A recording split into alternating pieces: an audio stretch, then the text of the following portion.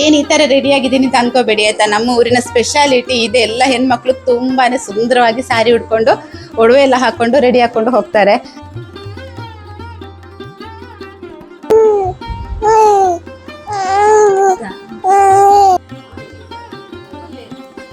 Good morning, ಎಲ್ರಿಗೂ ನಮಸ್ಕಾರ. Welcome to my YouTube channel.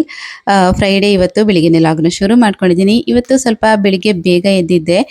ಮಗನಿಗೆ ಮಂಗಳೂರು ಕಡೆಗೆ ಹೋಗೋದಿಕ್ಕಿತ್ತು. ಸೊ ಹಾಗಾಗಿ ಅವನನ್ನು ಸ್ವಲ್ಪ ಪೇಟೆಗೆ ಬಿಡೋದಿಕ್ಕಿತ್ತು ಅಂತ ಅಂದ್ಬಿಟ್ಟು ಎದ್ಬಿಟ್ಟು ಅವನನ್ನು ಕರ್ಕೊಂಡು ಹೋಗಿ ವಾಪಸ್ ಇವಾಗ ನಾನು ಮನೆ ಕಡೆಗೆ ಬಂದದ್ದಾಯಿತು. ಹಾಗೆ ಬಂದು ಇವತ್ತು ಹೆಲ್ದಿ ಡ್ರಿಂಕ್ಗೆ ಏನಾದರೂ ಬೇರೆ ಥರ ಮಾಡೋಣ ಅಂತ ಅನ್ನಿಸ್ತು. ಸಡನ್ನಾಗಿ ನನಗೆ ನೆನಪಿಗೆ ಬಂದಿದ್ದು ದಾಸವಾಳದ ಟೀ ಮಾಡೋಣ. ತುಂಬ ತಂಪು ಈ ದಾಸವಾಳ ಹೂವಿನ ಟೀ ಮಾಡಿಕೊಂಡು ಕುಡಿದ್ರೆ ದೇಹಕ್ಕೆ ತುಂಬ ಒಳ್ಳೆಯದು. ಸೊ ಹಾಗಾಗಿ ನನ್ನ ಹಸ್ಬೆಂಡ್ ಪೂಜೆ ಮಾಡಬೇಕಿದ್ರೆ ಎಲ್ಲ ದಾಸವಾಳ ಹೂವನ್ನು ಕೊಯ್ದು ದೇವ್ರ ಮುಡಿಗಿರ್ತಾರೆ. ಸೊ ಅವರು ಇನ್ನೂ ಪೂಜೆ ಶುರು ಮಾಡಿರಲಿಲ್ಲ, ಎದ್ದಿದ್ದಷ್ಟೇ. ಸೊ ಹಾಗಾಗಿ ಅವರು ಅಂದರೆ ಹೂ ಕೀಳೋದಕ್ಕಿಂತ ಮೊದಲು ನಾನೇ ತೆಗೆದುಬಿಟ್ಟು ಸ್ವಲ್ಪ ಟೀ ಮಾಡ್ಕೊಳ್ಳೋಣ ಅಂತ ಅಂದ್ಬಿಟ್ಟು ಒಂದು 4 ದಾಸವಾಳ ಹೂವನ್ನು ಈ ರೀತಿ ತೊಗೊಂಬಂದಿದ್ದೀನಿ. ಒಳಗಡೆ ನೀಟಾಗಿ ಒಂದ್ಸಲ ಚೆಕ್ ಮಾಡ್ಕೋಬೇಕು. ಈ ಥರ ಟೀ ಮಾಡಬೇಕಿದ್ರೆ ಒಳಗಡೆ ಹುಳಗಳೆಲ್ಲ ಇರುತ್ತೆ ಒಂದೊಂದು ಸಲ. ಎಲ್ಲವನ್ನ ನೀಟಾಗಿ ಕ್ಲೀನ್ ಮಾಡಿಬಿಟ್ಟು ಒಂದೆರಡು ಸಲ ವಾಶ್ ಮಾಡಿಬಿಟ್ಟು ಅದರ ಎಸ್ಲಿರತ್ತಲ್ವ ಅದನ್ನೆಲ್ಲ ತೆಗೆದು 1-2 ಗ್ಲಾಸ್ ನೀರು ಹಾಕಿಬಿಟ್ಟು ಕುದಿಸೋದಕ್ಕೆ ಇಟ್ಕೊಂಡಿದ್ದೀನಿ. ಒಂದು 2 ಗ್ಲಾಸ್ ಆಗುತ್ತೆ. 4 ದಾಸವಾಳ ಹೂ ಹಾಕಿದರೆ 2 ಗ್ಲಾಸ್ ಆರಾಮಾಗಿ ಮಾಡಿಕೊಂಡು ಕುಡಿಬಹುದು. ಹಾಗೆ ದಾಸವಾಳ ಟೀ ಆಗ್ತಾ ಇದೆ ಒಂದು ಸೈಡಲ್ಲಿ. ಇನ್ನೊಂದು ಸೈಡಲ್ಲಿ ನನ್ನ ಹಸ್ಬೆಂಡ್ಗೆ ಯಾರೋ ಒಂದು ದೊಡ್ಡ ಪಪಾಯ ಹಣ್ಣನ್ನು ಕೊಟ್ಟಿದ್ರು. ಅದೇನೋ ಗೊತ್ತಿಲ್ಲ, ನನ್ನ ಹಸ್ಬೆಂಡ್ಗಂತೂ ಪಪಾಯ ಅಂತ ಹೇಳಿದರೆ ಪಂಚಪ್ರಾಣ ಅಂತಲೇ ಹೇಳ್ಬೋದು. ಎಲ್ಲಿ ನೋಡಿದ್ರು ಬಿಡೋದೇ ಇಲ್ಲ, ಹಿಡ್ಕೊಂಡು ಬರ್ತಾರೆ. ವರ್ಕ್ಶಾಪ್ಗೆ ಯಾರೋ ತಂದು ಕೊಟ್ರಂತೆ, ಅಂದರೆ ಮನೆಯಲ್ಲೇ ಬೆಳೆದಿರುವಂಥದ್ದು ಇದು ಅಂತ ಹೇಳಿ ತಂದು ಕೊಟ್ಟಿದ್ರು. ತುಂಬ ಚೆನ್ನಾಗಿತ್ತು ಮಾತ್ರ ಪಪಾಯ ಅಂದರೆ 2 ಕಲರಲ್ಲಿ ಬರುತ್ತಲ್ವ, ಒಂದು ಯೆಲ್ಲೋ ಕಲರು, ಇನ್ನೊಂದು ಸ್ವಲ್ಪ ರೆಡ್ಡಿಶಲ್ಲಿ ಬರುತ್ತೆ. ಇದು ಯೆಲ್ಲೋ ಕಲರ್. ನಮ್ಮ ಊರಲ್ಲಿ ಇದೇ ಥರ ಬೆಳೀತಾರೆ ಜಾಸ್ತಿ. ಅದರಲ್ಲಿ ಕೂಡ ಇದು ತುಂಬ ದೊಡ್ಡ ಸೈಜಲ್ಲಿತ್ತು. ಇಷ್ಟೊಂದು ದೊಡ್ಡದಾಗತ್ತಾ ಅಂತ ಅನ್ಕೋತಾ ಇದ್ದೆ ನಾನು. ದೊಡ್ಡದೇ ತರ್ತೀವಿ ಮನೆಯಲ್ಲಿ, ಬಟ್ ಇದು ಹೆವಿಯಾಗಿ ಸೈಜ್ ದೊಡ್ಡದಿತ್ತು ಇದರದ್ದು. ಸೊ ಹಾಗೆ ದಾಸವಾಳದ ಟೀ ಮಾಡಿಕೊಂಡು ಪಪಾಯ ಹಣ್ಣನ್ನು ಕೂಡ ಸ್ವಲ್ಪ ತಿನ್ಕೋತೀನಿ ಅಂತ ತಿಂತಾ ಇದ್ದೀನಿ. ಬೆಳಿಗ್ಗೆನೆ ಕೆಲವೊಬ್ರು ಕೇಳ್ತಾರೆ, ಬೆಳಿಗ್ಗೆನೆ ಪಪಾಯ ಹಣ್ಣು ತಿಂದರೆ ಹೀಟ್ ಆಗಲ್ವಾ ಬಾಡಿ ಅಂತ ಅಂದ್ಬಿಟ್ಟು. ಹೀಟ್ ಆಗಲ್ಲ. ನಮ್ಮ ಕಡೆ ಎಲ್ಲ ಪಪಾಯ ಹಣ್ಣನ್ನು ಜಾಸ್ತಿ ಬೆಳಿಗ್ಗೆನೆ ತಿಂತಾರೆ. ಈ ಹೊಟ್ಟೆಯಲ್ಲಿ ಚಿಕ್ಕ ಚಿಕ್ಕ ಹುಳಗಳೆಲ್ಲ ಇರುತ್ತಲ್ವ, ಅದೆಲ್ಲ ಸಾಯತ್ತೆ ಅಂತ ಅಂದ್ಬಿಟ್ಟು ಬೆಳಿಗ್ಗೆನೆ ತಿನ್ನುವಂಥದ್ದು. ಹಾಗೆ ಪಪಾಯ ಎಲ್ಲ ತಿಂದಾದ ನಂತರ ಇಲ್ಲಿ ಇವಾಗ ದೋಸೆ ಮಾಡ್ತಾ ಇದ್ದೀನಿ. ಇವತ್ತು ನಮಗೆ ಬೆಳಿಗ್ಗಿನ ತಿಂಡಿಗೆ ನೀರು ದೋಸೆ ಮಾಡ್ತಾ ಇದ್ದೀನಿ. ನಿನ್ನೆ ಚಿಕನ್ ಮಾಡಿದ್ದೆ. ಸೊ ಚಿಕನ್ ಗ್ರೇವಿ ಇತ್ತು, ಪುಳಿಮುಂಚಿ ಮಾಡ್ಕೊಂಡಿದ್ದೆ. ಸಾರಿ, ಗ್ರೇವಿ ಅಲ್ಲ, ಪುಳಿಮುಂಚಿ ಮಾಡ್ಕೊಂಡಿದ್ದೆ. ಅದರ ಜೊತೆಗೆ ಚೆನ್ನಾಗಿರುತ್ತೆ. ನಾನಂತೂ ತಿನ್ನಲ್ಲ ಫ್ರೈಡೇ. ಮನೆಯಲ್ಲಿ ಎಲ್ಲರೂ ತಿಂತಾರೆ. ನನ್ನ ಮಗಳು ತಿಂತಾರೆ ಬೆಳಗಿನ ಟೈಮು. ನನ್ನ ಹಸ್ಬೆಂಡ್ ಕೂಡ ಬೆಳಗಿನ ಟೈಮು ನಾನ್ ವೆಜ್ ಯಾವುದು ತಿನ್ನಲ್ಲ. ಸೊ ಹಾಗಾಗಿ ನಮಗೋಸ್ಕರ ಅಂತ ಅಂದ್ಬಿಟ್ಟು ಚಟ್ನಿ ಮಾಡಿದೆ, ಅವರಿಗೋಸ್ಕರ ಅಂತ ಅಂದ್ಬಿಟ್ಟು ನೀರು ದೋಸೆ ಜೊತೆಗೆ ಏನೋ ಚಿಕನ್ ಪುಳಿ ಮುಂಚಿತ್ತು ಅದನ್ನ ಹಾಕ್ಬಿಟ್ಟು ಕೊಡ್ತಾ ಇದ್ದೀನಿ. ಸಂಜೆ ವಾಪಸ್ ಲಾಗ್ನ ಕಂಟಿನ್ಯೂ ಮಾಡ್ತಾ ಇದ್ದೀನಿ. ಅಮ್ಮನ ಮನೆಗೆ ಹೋಗೋದಕ್ಕೆ ಅಂತ ಅಂದ್ಬಿಟ್ಟು ರೆಡಿ ಆಗ್ತಾ ಇದೀವಿ. 4:15 ಆಯ್ತು, ಗಂಟೆ ಕೂಡ. ಅದು ಬರ್ಬೇಕಿದ್ರೆ 4 ಗಂಟೆ ಆಗುತ್ತೆ. ನಂತರ ಅವಳು ಬಂದ ನಂತರನೇ ಹೋಗೋಣ ಅಂತ ಅಂದ್ಬಿಟ್ಟು ವೇಟ್ ಮಾಡ್ತಾ ಇದ್ವಿ. ಹಸ್ಬೆಂಡ್ ಬರ್ಬೇಕಿದ್ರು ಕೂಡ 3:15 ಆಯ್ತು. ನಂತರ ಎಲ್ಲರೂ ಕೂಡ ಫ್ರೆಶ್ ಅಪ್ ಆಗ್ಬಿಟ್ಟು ಇವಾಗ ಹೊರಟಿದೀವಿ. ಇನ್ನ ಯಾಕೆ ಊರಿಗೆ ಹೋಗೋದಂತ ಹೇಳಿದ್ರೆ, ನಮ್ಮ ಊರಲ್ಲಿ ಜಾತ್ರೆ ನಡೀತಾ ಇದೆ. ನಿನ್ನೆ ಸ್ಟಾರ್ಟ್ ಆಗಿದೆ. ಪ್ರತಿ ವರ್ಷ ಕೂಡ ಅಷ್ಟೇನೆ, ನನಗೆ ಹೋಗೋದಿಕ್ಕೇನೆ ಆಗಲ್ಲ. ಈ ಮಕ್ಕಳಿಗೆ ಎಕ್ಸಾಮು ಇಲ್ಲ ಅಂತ ಹೇಳಿದ್ರೆ ಏನಾದ್ರೂ ಒಂದು ಪ್ರಾಬ್ಲಮ್ ಎಲ್ಲ ಇರ್ತಾ ಇತ್ತು. ಸೊ ಹಾಗಾಗಿ 4-5 ವರ್ಷ ಆಯ್ತು ಅಂತ ಅನ್ಸುತ್ತೆ ನನಗೆ ನಾನು ಹೋಗದೆ. 4 ವರ್ಷ ಆಯ್ತು ಹೋಗೇ ಇಲ್ಲ. ಅಮ್ಮ ಯಾವಾಗ್ಲೂ ಬೈಯೋರು, ನೀನ್ ಒಬ್ಳೆ ಬರಲ್ಲ ಅಂದ್ರೆ. ಊರಿಂದ ಮದುವೆ ಮಾಡಿ ಕೊಟ್ಟಿರುವಂತ ಹೆಣ್ಮಕ್ಳೆಲ್ಲ ಪ್ರತಿ ವರ್ಷ ಊರಿಗೆ ಜಾತ್ರೆಗೆ ಬಂದು ಒಂದು ಹರಕೆ ಹಾಕಿ ಹೋಗ್ತಾರೆ ಎಲ್ರು ಕೂಡ. ಬಟ್ ನನಗೆ ಯಾವಾಗ್ಲೂ ಸಮಸ್ಯೆ, ಹೋಗೋದಿಕ್ಕೇನೆ ಆಗ್ತಾ ಇರ್ಲಿಲ್ಲ. ಸೊ ಹಾಗಾಗಿ ಇವತ್ತು ಈ ಸಲ ಒಂದು ಹೋಗೋದಿಕ್ಕೆ ಯಾಕೋ ಏನೂ ಪ್ರಾಬ್ಲಮ್ ಇಲ್ಲ, ಹಾಗಾಗಿ ಹೊರಟ್ವಿ. ಅದಕ್ಕೆ ಎಕ್ಸಾಮ್ ಇತ್ತು, ಇವತ್ತು ತನಕ ಇತ್ತು. ಇವತ್ತಿಗೆ ಎಂಡ್ ಆಯ್ತು. ಹಾಗೆ ಇನ್ನು ವಾಪಸ್ ಮಂಡೇ ಸ್ಟಾರ್ಟ್ ಆಗುತ್ತೆ ಆನ್ಯುವಲ್ ಎಕ್ಸಾಮ್. ಇಲ್ಲಿ ತನಕ ಪ್ರಿಪರೇಟರಿ ಆಗ್ತಾ ಇತ್ತು. ಹಾಗೆ ಮತ್ತೆ ನಾಳೆ ವೀಕೆಂಡ್ ಅಲ್ವಾ, ಹೇಗೋ ಸ್ಯಾಟರ್ಡೆ, ನಾಡಿದ್ದು ಸಂಡೇ. ಹಾಗಾಗಿ ದೊಡ್ಡ ಪ್ರಾಬ್ಲಮ್ ಅಂತ ಏನಿಲ್ಲ, ಆರಾಮಾಗಿ ಹೋಗಿ ಬರ್ಬೋದು ಅಂತ ಅನ್ಕೊಂಡಿದೀನಿ. ರಜೆ ಕೂಡ ಹಾಕ್ಬೇಕಾದಂತಹ ನೆಸೆಸಿಟಿ ಇಲ್ಲ ಮಕ್ಕಳಿಗೆ. ಇವಳಿಗೆ ಹೇಗೂ ರಜೆ ಇದೆ. ನನ್ನ ಮಗನಿಗೆ ಕೂಡ ರಜೆ ಇರ್ಬೋದು ಅಂತ ಅನ್ಕೋತೀನಿ, ಗೊತ್ತಿಲ್ಲ. ಆದ್ರೂ ಹಾಫ್ ಡೇ ಅಲ್ವಾ, ಒಂದಿನ ರಜೆ ಹಾಕಿದ್ರೆ ಆಯ್ತು ಅಂತ ಹೇಳಿ. ಅವನು ಬರ್ತಾ ಇಲ್ಲ, ಅವನು ಮಂಗಳೂರಿಗೆ ಹೋಗಿದ್ದಾನೆ. ಸೊ ಹಾಗಾಗಿ ಬಿಸಿ ರೋಡಲ್ಲಿ ಸಿಗ್ತೀನಿ ಅಂತ ಹೇಳಿದ್ದೇನೆ. ಅಲ್ಲಿಂದ ಅವನನ್ನು ಕರ್ಕೊಂಡು ಹೋಗ್ಬೇಕು. ಇವಾಗ ನಾವು 3 ಜನ ಹೊರಟಿದೀವಿ. ಬಿಟ್ಟು ಇವತ್ತು ಎಷ್ಟಾಗುತ್ತೋ ಅಷ್ಟು ಲಾಗ್ ಮಾಡ್ತೀನಿ, ಆದಷ್ಟು ಲಾಗ್ ಮಾಡ್ತೀನಿ. ತಮ್ಮನ್ ಅದ್ವಿ ರೆಡಿ ಆದ್ಲು. ಇವಾಗ ಸಿಂಪಲ್ ಆಗಿ ರೆಡಿ ಆಗಿದ್ದೀವಿ. ಇನ್ನು ನೈಟ್ ಅಮ್ಮನ ಮನೆಗೆ ಹೋಗ್ಬಿಟ್ಟು ಸಾರಿ ಹಾಕೊಂಡು ರೆಡಿ ಆಗ್ಬೇಕು. ಊರಿನ ಜಾತ್ರೆ ಅಲ್ವಾ, ಸಾರಿ ಹಾಕೊಂಡು ರೆಡಿ ಆಗ್ತೀವಿ. ಓಕೆ, ಬನ್ನಿ ಹೊರಡೋಣ. ದಾರಿಯುದ್ದಕ್ಕೂ ಜಾತ್ರೆಗೆ ಹೋಗ್ತಾ ಇದ್ದೀನಿ ಅನ್ನೋ ಒಂದು ಗುಡ್ ಫೀಲಿಂಗ್ ನನ್ನಲ್ಲಿತ್ತು. ಅಂದರೆ ಚಿಕ್ಕವರು ಇರಬೇಕಿದ್ರೆ ನಾವು ಎಷ್ಟೊಂದು ತಯಾರಿ ಮಾಡ್ಕೋತಾ ಇದ್ವಿ ಜಾತ್ರೆ ಟೈಮ್‌ನಲ್ಲಿ. ಯಾರಾದರೂ ದುಡ್ಡು ಕೊಟ್ಟಿರ್ತಾರಲ್ವಾ, ನೆಂಟರೆಲ್ಲ ಬಂದು ಹೋಗಿರ್ಬೇಕಿದ್ರೆ ಒಂದು ₹5, ₹10 ಎಲ್ಲ ಕೊಡ್ತಾ ಇದ್ರು. ಸೊ ಅದನ್ನೆಲ್ಲ ತುಂಬ ಜೋಪಾನ ಮಾಡಿ ಇಟ್ಕೊಂಡು ಒಂದು ಜಾತ್ರೆ ಟೈಮ್‌ಗೆ ಒಂದು ₹100 ಆದರೂ ಮಾಡ್ಕೋತಾ ಇದ್ವಿ. ಆ ₹100ಯಲ್ಲಿ ತುಂಬ ಲೆಕ್ಕಾಚಾರ ಮಾಡಿಕೊಂಡು ಐಸ್ ಕ್ಯಾಂಡಿ ತಿನ್ನೋದಿರ್ಬೋದು. ಅವಾಗೆಲ್ಲ ಐಸ್ ಕ್ರೀಮ್ ಇರ್ತಾ ಇರಲಿಲ್ಲ. ಐಸ್ ಕ್ಯಾಂಡಿ ಇತ್ತು. ನಮ್ಮೂರಿನ ಜಾತ್ರೆಗೆ ಐಸ್ ಕ್ರೀಮ್ ಬರ್ತಾ ಇರಲಿಲ್ಲ. ನಂತರ ಬಳೆಗಳೆಲ್ಲ ಬರ್ತಾ ಇತ್ತು. ಈ ಗಾಜಿನ ಬಳೆಗಳು, ಬಳೆ ಅಂಗಡಿ ಎಲ್ಲ ಇರ್ತಾ ಇತ್ತು. ಅದನ್ನೆಲ್ಲ ತುಂಬಾ ಲೆಕ್ಕಾಚಾರ ಹಾಕ್ಬಿಟ್ಟು ಎಷ್ಟೆಷ್ಟು ದುಡ್ಡು ಯಾವ್ದ್ಯಾವ್ದಕ್ಕೆ ಆಗತ್ತೆ ಅಂತ ಅಂದ್ಬಿಟ್ಟು ಯೋಚನೆ ಮಾಡ್ಬಿಟ್ಟು ಎಲ್ಲವನ್ನ ತಗೋತಾ ಇದ್ವಿ. ಅದೆಲ್ಲ ಒಂದು ಗುಡ್ ಮೆಮೊರೀಸ್ ಆಯ್ತಾ. ಅದೆಲ್ಲ ವಾಪಸ್ ರಿಪೀಟ್ ಆಗ್ತಾ ಇತ್ತು ಮನಸ್ಸಲ್ಲಿ. ಹೀಗೆ ನಾವು ಅಂದ್ರೆ ರೋಡಲ್ಲಿ ಹೋಗ್ತಾ ಇರ್ಬೇಕಿದ್ರೆ ಎಲ್ಲ ನೆನಪಿಗೆ ಬರ್ತಾ ಇತ್ತು. BC ರೋಡ್‌ಗೆ ಹೋಗ್ಬಿಟ್ಟು ನನ್ನ ಮಗ ಬರ್ಬೇಕಿದ್ರೆ ಸ್ವಲ್ಪ ಲೇಟ್ ಆಗತ್ತೆ ಅಂತ ಹೇಳಿದ ಅಂತ ಅಂದ್ಬಿಟ್ಟು ಅಲ್ಲೇ ಒಂದು ರೆಸ್ಟೋರೆಂಟ್ ಇತ್ತು. ಆ ರೆಸ್ಟೋರೆಂಟಿಗೆ ಹೋದ್ವಿ. ನಾನು ಹೆಸರು ಹೇಳಲ್ಲ ಯಾವ ರೆಸ್ಟೋರೆಂಟ್ ಅಂತ ಅಂದ್ಬಿಟ್ಟು. ಸೊ ಅಲ್ಲಿ ಹೋಗ್ಬಿಟ್ಟು ನನ್ನ ಹಸ್ಬೆಂಡ್ ದಹಿಪುರಿ ಆರ್ಡರ್ ಮಾಡಿದ್ರು. ನನ್ನ ಮಗಳು ಪಾವ್ ಭಾಜಿ ಆರ್ಡರ್ ಮಾಡಿದ್ಲು. ಒಂಚೂರು ಚೆನ್ನಾಗಿರ್ಲಿಲ್ಲ ಆಯ್ತಾ. ತುಂಬ ವರ್ಸ್ಟ್ ಒಂದು ಫುಡ್ ಅಂತ ಹೇಳ್ಬೋದು. ಏನಂತ ಹೇಳಿದ್ರೆ ದಹಿಪುರಿಗೆ ಏನು ಹಾಕಿದ್ರು ಗೊತ್ತಾ? ಬೆಳಗಿನ ಮೊಸರುಡೆ ತೈರೋಡೆ ಇರುತ್ತಲ್ವಾ, ಮೊಸರುಡೆ ಅಂತ ಹೇಳ್ತೀವಿ. ಸೊ ಅದರಿಂದ ಉಳಿದಿರುವಂಥ ಮೊಸರನ್ನ ಹಾಕಿ ದಹಿಪುರಿ ಮಾಡಿಕೊಟ್ಟಿದ್ರು. ತುಂಬ ಬ್ಯಾಡ್ ಟೇಸ್ಟ್ ಅಂತ ಹೇಳ್ಬೋದು. ಒಂಚೂರು ಇಷ್ಟ ಆಗಿಲ್ಲ. ಸುಮ್ಮನೆ ದುಡ್ಡು ವೇಸ್ಟ್ ಮಾಡಿಬಿಟ್ಟು ವಾಪಸ್ ಅಲ್ಲಿಂದ ಹೊರಟ್ವಿ. ಮನೆಗೆ ಬರಬೇಕಿದ್ರೆ ಕತ್ಲಾಗಿತ್ತು. ಹಾಗೆ ನನ್ನ ಮಾವನ ಮಗಳು, ನಂತರ ಅವಳ ಮಗಳು, ಇದು ಮನ್ವಿ ಸಾಯಿ ಅಂತ ಅಂದ್ಬಿಟ್ಟು ತುಂಬ ಸಲ ವಿಡಿಯೋದಲ್ಲಿ ತೋರಿಸಿದ್ದೀನಿ. ನನ್ನ ಮಾವನ ಮಗಳ ಮಗಳು. ಆಮೇಲೆ ನನ್ನ ತಂಗಿ ಫ್ಯಾಮಿಲಿ, ನನ್ನ ತಮ್ಮ, ಆಮೇಲೆ ಮಾವನ ಮಗ ಗಲ್ಫಿಂದ ಬಂದಿದ್ರು. ಎಲ್ಲರೂ ಕೂಡ ಬಂದಿದ್ರು. ನಾವೇನು ಸ್ವಲ್ಪ ಲೇಟ್ ಆಯಿತು ಬರಬೇಕಿದ್ರೆ. ಚಿಕ್ಕಮ್ಮ ಕೂಡ ಇದ್ರು ಮನೆಯಲ್ಲಿ.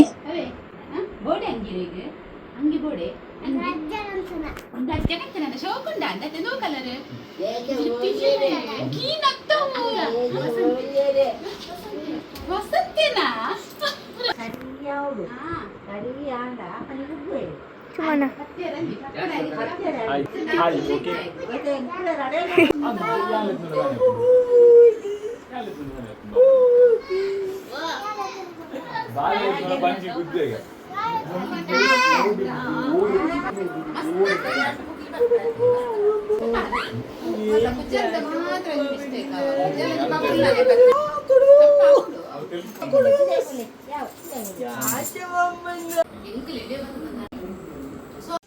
ಇನ್ನು ಮನೆಗೆ ಬಂದ ಕೂಡಲೇ ನಾವು ಸೀದಾ ಹೋಗೋದು ನಮ್ಮ ಅಮ್ಮನ ಅಡುಗೆ ಮನೆಗೆ. ಅಲ್ಲಿ ಏನಾದರೂ ಮಾಡ್ಕೊಂಡಿರ್ತಾರೆ ಅವರು.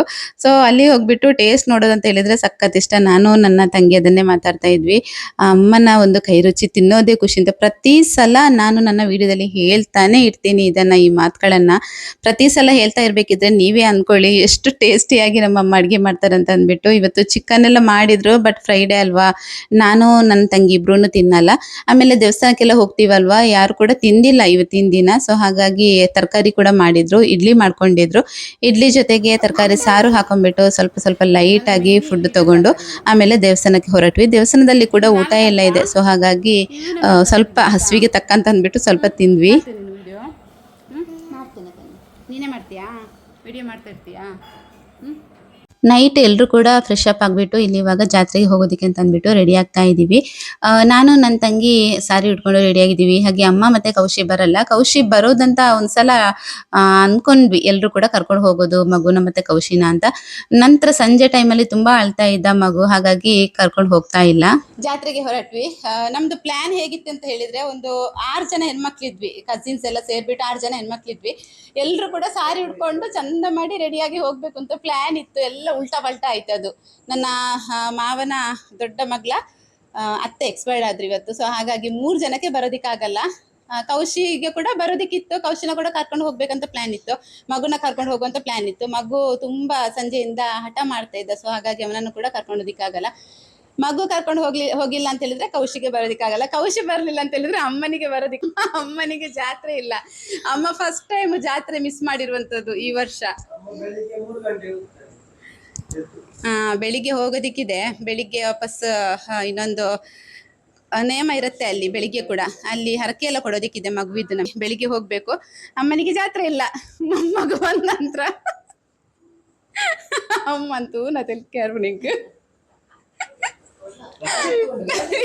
ಎಲ್ರಿಗೂ ಹಾಗೆ ಅಲ್ವಾ, ಮೊಮ್ಮಗು ಬಂದ ನಂತರ ಅಜ್ಜಿಯಂತರಿಗೆ ಏನಿಲ್ಲ, ಎಲ್ಲೂ ಹೋಗೋದಿಕ್ಕಿಲ್ಲ, ಮೊಮ್ಮಗುನ ನೋಡ್ಕೊಂಡು ಮನೇಲಿ ಕೂರೋದು. ನಾಳೆ ದಿನ ನಮ್ಗೆ ಕೂಡ ಅಷ್ಟೇನೆ, ನಮ್ಮ ಮಕ್ಳಿಗೆ ಮದುವೆಯಾಗಿ ಮಕ್ಕಳಾದಾಗ ಇದೇ ಇದು ಏನು ಅವಸ್ಥೆ ನಮ್ದು ಕೂಡ. ನಮ್ಮ ಹೆಣ್ಮಕ್ಳು ರೆಡಿ ಆಗಿದ್ದಾರೆ ನೋಡಿ, ಇಬ್ಬರಿಗೆ ಕೂಡ ನಿದ್ದೆ ಬರ್ತಾ ಉಂಟು. ಗಂಟೆ 10 ಆಯ್ತು, 10 ಗಂಟೆ ಆಯ್ತು, 10 ಗಂಟೆ ಕಳೀತು. ಏನ್ ಈ ತರ ರೆಡಿ ಆಗಿದ್ದೀನಿ ಅಂತ ಅನ್ಕೋಬೇಡಿ ಆಯ್ತಾ. ನಮ್ಮ ಊರಿನ ಸ್ಪೆಷಾಲಿಟಿ ಇದೆ, ಎಲ್ಲ ಹೆಣ್ಮಕ್ಳು ತುಂಬಾನೇ ಸುಂದರವಾಗಿ ಸಾರಿ ಉಟ್ಕೊಂಡು ಒಡವೆ ಎಲ್ಲ ಹಾಕೊಂಡು ರೆಡಿ ಹಾಕೊಂಡು ಹೋಗ್ತಾರೆ. ಇದೇ ಒಂದು ಸ್ಪೆಷಾಲಿಟಿ ನಮ್ಮ ಊರಿಂದು. ನಮ್ಮ ಊರಿಂದು. ಇದು ನನ್ನ ತಂಗಿ ಮಗ ನೋಡಿ, ಇವನು ಶ್ಲೋಕ್, ಹೆಸರು ಶ್ಲೋಕ್ ಅಂತ ಅಂದ್ಬಿಟ್ಟು. ಹಾಯ್ ಹೇಳು, ಹಾಯ್. ನಮ್ ದನಿ, ನನ್ನ ಹಸ್ಬೆಂಡ್ ರೆಡಿ ಆಗ್ತಾ ಇದ್ದಾರೆ. ಅವರು ಮಲ್ಕೊಂಡಿದ್ರು ನಾನು ಬರಲ್ಲ ಅಂತ ಅಂದ್ಬಿಟ್ಟು. ಕೌಶಿಯ ಮೊಬೈಲ್ ಕಾಣೆ ಆಗಿದೆ, ನೆಂಟ್ರೆಲ್ಲ ಬಂದ ನಂತರ ಕೌಶಿಯ ಮೊಬೈಲ್ ಕಾಣೆ ಆಗಿದೆ. ನನ್ನ ತಂಗಿ ಹಸ್ಬೆಂಡ್. ತುಂಬಾ ವರ್ಷ ಆಯ್ತು ಈ ತರ ರೆಡಿ ಆಗ್ಬಿಟ್ಟು ಹೋಗದೆ ಒಟ್ಟಿಗೆ ಅಲ್ವಾ. ಒಂದು 3 ವರ್ಷ ಕಲಿಯಿತು, 4 ವರ್ಷ ಆಯ್ತು ಅಂತ ಅನ್ಸತ್ತೆ. 4 ವರ್ಷ ಆಯ್ತು, ಹೌದು. ಹೋಗೋದಿಕ್ಕೇನೆ ಆಗ್ತಾ ಇರ್ಲಿಲ್ಲ. ಇವರಾದ್ರೂ ಬರ್ತಾ ಇದ್ರು, ನಾವೇ ಬರ್ತಾ ಇರ್ಲಿಲ್ಲ. ಫೈನಲಿ ಇವತ್ತು ಬಂದಿದೀವಿ ಒಟ್ಟಿಗೆ, ರೆಡಿ ಆಗ್ಬಿಟ್ಟು ಇವಾಗ ಹೋಗ್ತಾ ಇದೀವಿ. ಇನ್ನು ನನ್ನ ತಮ್ಮ ಬಂದಿದ್ದಾನೆ ಈ ವರ್ಷ. ತಮ್ಮ ಹೋಗಿದ್ದಾನೆ, ದೇವಸ್ಥಾನಕ್ಕೆ ಹೋಗಿದ್ದಾನೆ. ಸೊ ಹಾಗಾಗಿ ನಾವು ಕೂಡ ನೋಡಿಲ್ಲ ಅವನ. ನಾವು ಸಂಜೆ ಆಗಿದೆ ಬರ್ಬೇಕಿದ್ರೆ, ನಾವು ಬರ್ಬೇಕಿದ್ರೆ ಅವನು ದೇವಸ್ಥಾನಕ್ಕೆ ಹೋಗಿದ್ದ. ಎಲ್ಲರೂ ರೆಡಿ ಆಗ್ಬಿಟ್ಟು ದೇವಸ್ಥಾನಕ್ಕೆ ಬಂದ್ವಿ. ಇಲ್ಲಿ ನೇಮ ನಡೀತಾ ಇತ್ತು, ಬಟ್ ಎಲ್ಲೂ ಕೂಡ ವಿಡಿಯೋ ಮಾಡೋದಕ್ಕಿಲ್ಲ. ನಾನು ಸ್ವಲ್ಪ ಒಂದು ಚಿಕ್ಕ ಒಂದು ಕ್ಲಿಪ್ ನಾನಿಲ್ಲಿ ಆಡ್ ಮಾಡ್ಕೊಂಡಿದೀನಿ. ಅಂದ್ರೆ ವಿಡಿಯೋ ಮಾಡಿಲ್ಲ ನಾವು, ದೈವದ್ದು ಎಲ್ಲ ಏನು ವಿಡಿಯೋ ಮಾಡೋದಕ್ಕೆ ಹೋಗಿಲ್ಲ. ರೂಲ್ಸ್ ಬ್ರೇಕ್ ಮಾಡೋದು ಅಷ್ಟೊಂದು ಇಷ್ಟ ಇಲ್ಲ. ನಿಮ್ಗೋಸ್ಕರ ಅಂತ ಅಂದ್ಬಿಟ್ಟು ಸ್ವಲ್ಪ ನಾವು ಜಾತ್ರೆಗೆ ಬಂದಿದೀವಿ ಅಂತ ಗೊತ್ತಾಗ್ಬೇಕಲ್ವಾ ಅಂತ ಅಂದ್ಬಿಟ್ಟು ಅಲ್ಲಲ್ಲಿ ಕೆಲವೊಂದು ತುಂಬಾ ದೂರದಿಂದ ಸ್ವಲ್ಪ ವಿಡಿಯೋ ಮಾಡ್ಕೊಂಡು ಇದ್ರಲ್ಲಿ ಹಾಕಿದೀನಿ. ಬಿಟ್ರೆ ಜಾಸ್ತಿ ವಿಡಿಯೋ ಎಲ್ಲ ಏನು ಮಾಡೋದಕ್ಕೆ ಹೋಗಿಲ್ಲ ನಾನು. ಹಾಗೆ ಒಂದ್ಸಲ ಒಳಗಡೆ ಹೋಗ್ಬಿಟ್ಟು ಊಟ ಎಲ್ಲ ಮುಗಿಸಿ ನಂತರ ಹೊರಗಡೆ ನನ್ನ ತಮ್ಮ ಕರ್ದ, ಹೊರಗಡೆ ಬನ್ನಿ ಅಂತ ಅಂದ್ಬಿಟ್ಟು.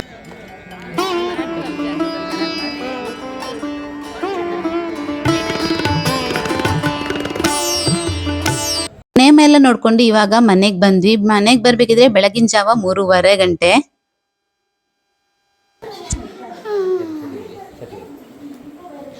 ಸುಡ್ಕೆ ಮಾತಾ ಟೈಮ್ 3:15 ಆಯಿತು, 3:15.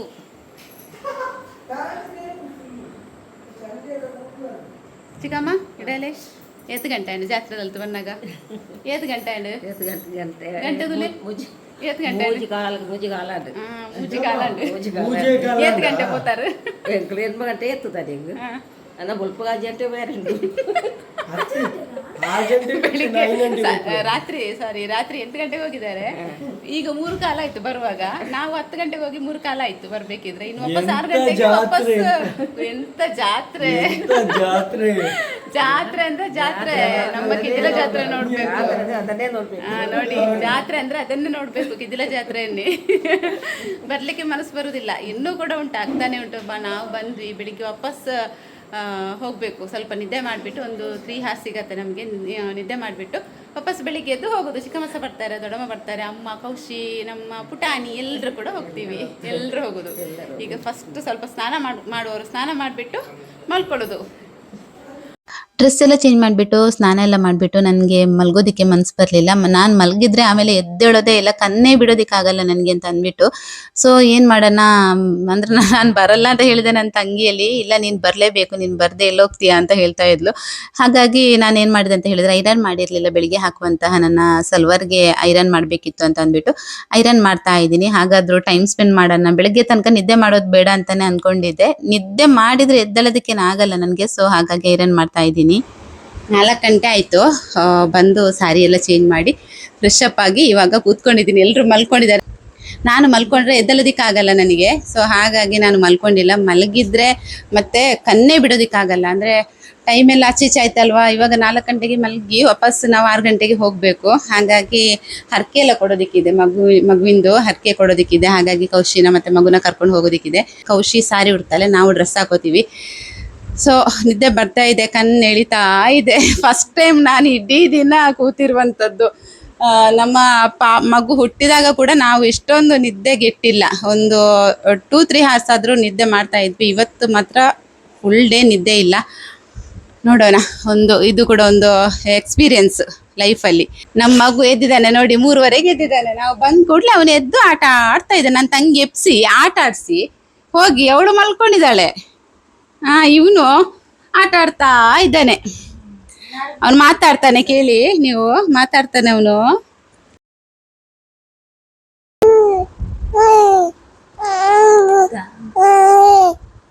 ನನ್ನ ತಂಗಿ ಸರಿ ಅವನಿಗೆ ಎಬ್ಸ್ಬಿಟ್ಟು ಅವನ ಜೊತೆ ಸ್ವಲ್ಪ ಆಟ ಆಡ್ಬಿಟ್ಟು ಹೋಗಿ ಮಲ್ಕೊಂಡಿದ್ದಾಳೆ.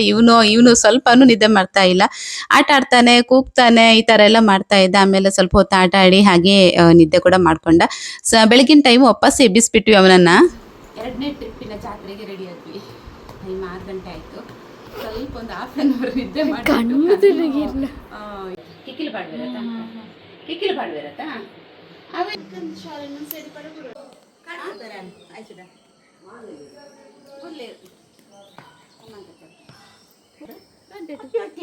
కూడా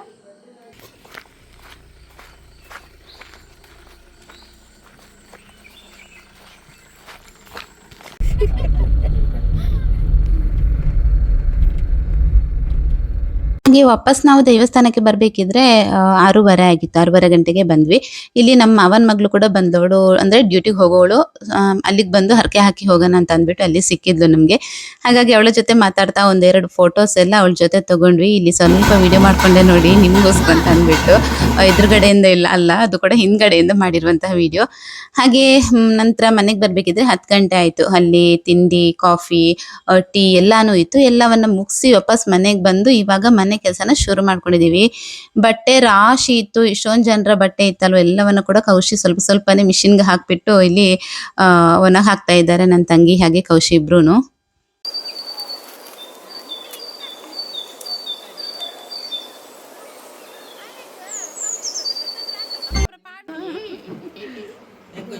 ₹14 ತಮ್ಮ ಗಲ್ಫಿಂದ ಬರ್ಬೇಕಿದ್ರೆ ಕೆಲವೊಂದು ಬೇಬಿ ಪ್ರಾಡಕ್ಟ್ ಅಂತ ಅಂದ್ಬಿಟ್ಟು ತಂದಿದ್ದ ಮಗನಿಗೋಸ್ಕರ ಅಂತ. ಅವನು ಜೂನ್ ಮಂತ್ ಅಲ್ಲಿ ಬರುವಂತ ಪ್ಲಾನ್ ಇತ್ತು. ಸಡನ್ ಆಗಿ ಹೇಗೋ ವಾರ್ ನಡೀತಾ ಇದೆಯಲ್ವಾ, ವೆಕೇಶನ್ ಹೋಗೋರು ಹೋಗಿ ಅಂತ ಹೇಳಿದ್ರು ಅಂತ ಅಂದ್ಬಿಟ್ಟು ಕಂಪ್ನಿನಲ್ಲಿ. ಸೊ ಹಾಗೆ ಸೀದಾ ಟಿಕೆಟ್ ಮಾಡ್ಕೊಂಡು ಜಾತ್ರೆ ಕೂಡ ನೋಡೋದಿಕ್ಕಾಗತ್ತೆ ಅಂತ ಅಂದ್ಬಿಟ್ಟು ಎತ್ಕೊಂಡು ಬಂದಿದ್ದಾನೆ. ಏನೋ ತರೋದಿಕ್ಕಾಗಿಲ್ಲ, ಆದ್ರೂ ಮಗುವಿಗೆ ಸ್ವಲ್ಪ ಶಾಪಿಂಗ್ ಮಾಡ್ಕೊಂಡು ಬಂದಿದ್ದಾನೆ. ಅದನ್ನೆಲ್ಲವನ್ನ ಇವಾಗ ನಿಮ್ಗೆ ತೋರಿಸ್ತೀನಿ. ಇಲ್ಲಿ ಶೋಕೇಶ್ ಅಲ್ಲಿ ಇಡೋದು, ಇದನ್ನ ಶೋ ಪೀಸ್ ತರ ಇಡುದಷ್ಟೇ. ಇದ್ರಲ್ಲಿ ಮೆನ್ಷನ್ ಮಾಡಿದಾರೆ ಆಯ್ತಾ, 3 to 6 months ಅಂತ ಅಂದ್ಬಿಟ್ಟು. ಅವ್ನು ಯಾಕೆ ತಂದಿದ್ದಾನಂತ ಗೊತ್ತಿಲ್ಲ. 3 to 6 months, ಅವನಿಗೆ ಇವಾಗ 5 months. ಇನ್ನ ಇದನ್ನ ತಂದಿದ್ದಾರೆ. ಇದು ಕೂಡ ಅಷ್ಟೇನೆ 3 to 6 months. ಇದು ಆಯ್ಕನ ಇದೆ 3 to 6 months. ಇದು ಕೂಡ ಅಷ್ಟೇನೆ ಚಿಕ್ಕದು, 2 ಕೂಡ ಒಂದೇ ಸೈಜ್ ಅಲ್ಲಿ ತಂದಿದ್ದಾನೆ ನೋಡಿ.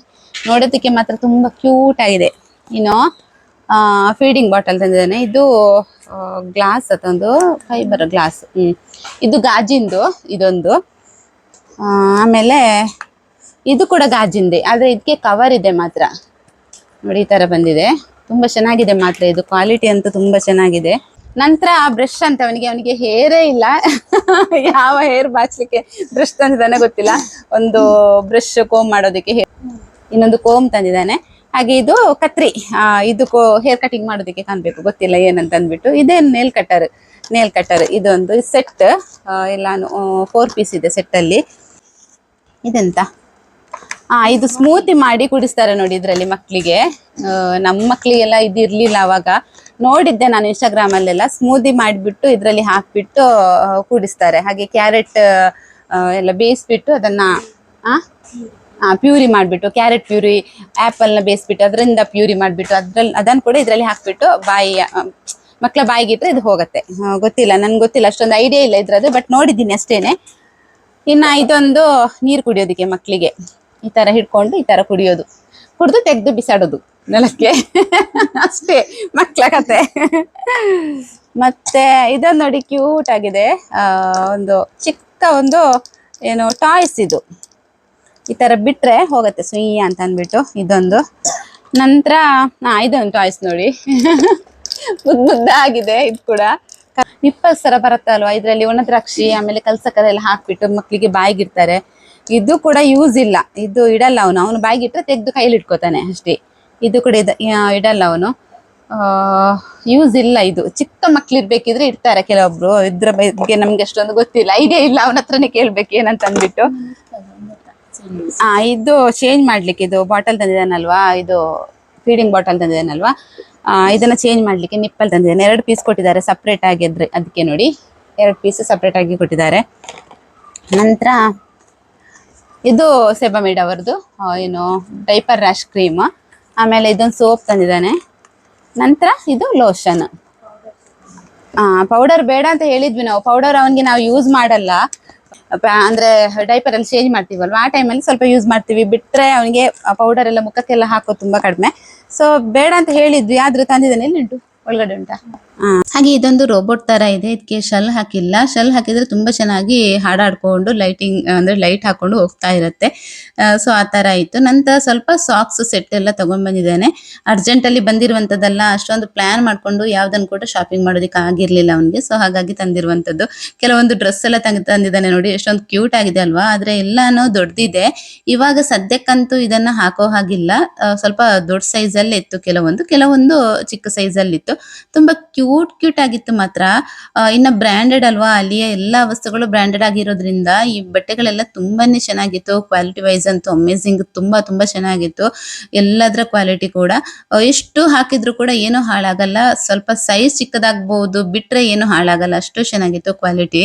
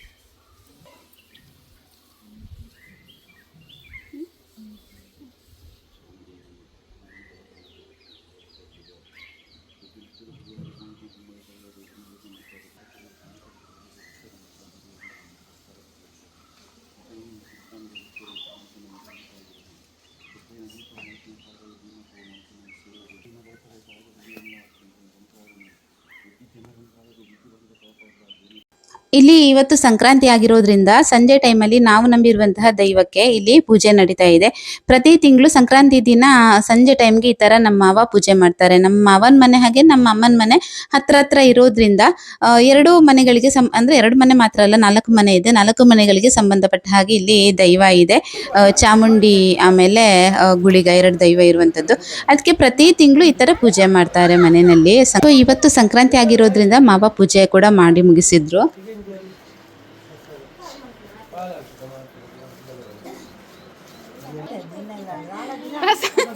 ಅವು ಎಂಗ್ಲೆಗ್ಲ ಕೊರಲಿ ಇರುವರಿ ಅವಡೆ ತಿನ್ಪಾರು ಆಯ್ತು ಆಯ್ತುಂಡು ಅರ್ಧ ಉಪ್ಪು ನಾವು ಎಂಕೆ ಯಾರು ಕೊಡ್ಲೆ ಕೊಡ್ಲೆ. ಸಂಜೆ ಎಲ್ರು ಕೂಡ ಟೀ ಕುಡ್ದು ಇಲ್ಲಿ ಇವಾಗ ಮಾತಾಡ್ತಾ ಇದ್ದೀವಿ. ನನ್ನ ಮಾವ ಹಾಗೆ ಚಿಕ್ಕಪ್ಪ ಇದ್ರು. ಇನ್ನ ದೇವಸ್ಥಾನದಲ್ಲಿ ನಮ್ಮ ಫ್ಯಾಮಿಲಿ ಫುಲ್ ಎಲ್ರು ಕೂಡ ಅಲ್ಲಿ ಕೆಲಸ ಮಾಡ್ತಾರೆ. ಅಲ್ಲಿ ಕೆಲವೊಂದು ಕೆಲಸಗಳಲ್ಲಿ ಇರತ್ತಲ್ವ, ಅಲ್ಲಿ ಕೆಲಸ ಮಾಡ್ತಾರೆ. ಜಾತ್ರೆ ವಿಷಯ ಎಲ್ಲ ಕೂಡ ನಮ್ಗೆ ಅಂದ್ರೆ ನಮ್ಮಲ್ಲಿ ಒಂದು ಶೇರ್ ಮಾಡ್ತಾ ಇದ್ರು. ಈ ತರ ಆಯ್ತು ಅಂತ ಅಂದ್ಬಿಟ್ಟು ಎಲ್ಲ ಹೇಳ್ತಾ ಇದ್ರು. ಕೆಲವೊಂದು ವಿಷಯ ಕೇಳಿ ತುಂಬಾ ನಗು ಬರ್ತಾ ಇತ್ತು. ಅದಿಲ್ಲಿ ಹೇಳಿದ್ರೆ ನಿಮ್ಗೆ ಅರ್ಥ ಆಗಲ್ಲ. ಸೊ ಹಾಗಾಗಿ ನಾನು ಯಾವ್ದನ್ ಕೂಡ ಇಲ್ಲಿ ವಾಯ್ಸ್ ಅವ್ರು ಕೊಟ್ಟಿದ್ದೀನಿ. ನಾನು ವಾಯ್ಸ್ ಹಾಕಿಲ್ಲ, ಒರಿಜಿನಲ್ ವಾಯ್ಸ್ನ ಹಾಕಿಲ್ಲ ನಾನು. ಸೊ ತುಂಬಾ ಒಂದು ಖುಷಿ ಆಗತ್ತೆ ಆಯ್ತಾ. ಈ ತರ ಫ್ಯಾಮಿಲಿ ಎಲ್ಲರೂ ಕೂತ್ಕೊಂಡು ತಮ್ಮ ಒಂದು ಭಾವನೆಗಳನ್ನ ಶೇರ್ ಮಾಡ್ಕೊಂಡಿರ್ಬೋದು.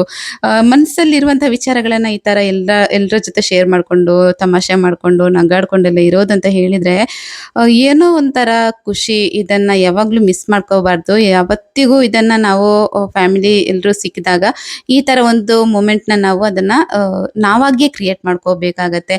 ಅದ್ರಲ್ಲಿ ಸಿಗುವಂತ ಖುಷಿ ಎಲ್ಲೂ ಕೂಡ ಸಿಗಲ್ಲ ಅಂತ ನನ್ನ ಒಂದು ಪರ್ಸನಲ್ ಒಪಿನಿಯನ್ ಇದು.